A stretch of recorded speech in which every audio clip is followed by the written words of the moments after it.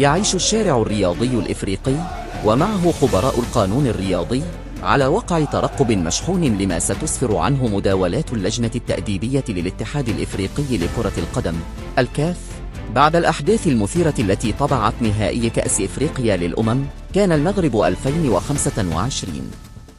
نهائي كان يفترض أن يكون عرسا كرويا قبل أن يتحول إلى ملف تأديبي معقد تتجاوز تداعياته حدود القارة الإفريقية.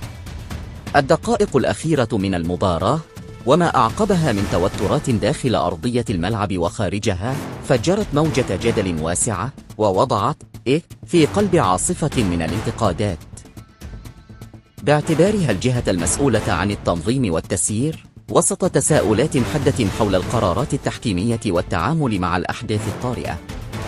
وفي المقابل يبرز المغرب كبلد مستضيف خارج دائرة الاتهام حيث لا يتحمل مسؤولية التنظيم في وقت تبقى فيه الجامعة الملكية المغربية لكرة القدم طرفا مباشرا في هذا الملف متمسكة بحقها الكامل في الدفاع عن مصالحها القانونية ومستعدة لخوض كل المسارات المتاحة لحماية صورة الكرة الوطنية.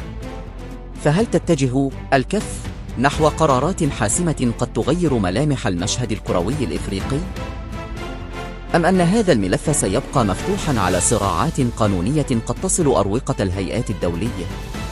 الأيام القادمة وحدها كفيلة بكشف الحقيقة كاملة. قناة السلطة الرابعة، قوتنا في الوعي.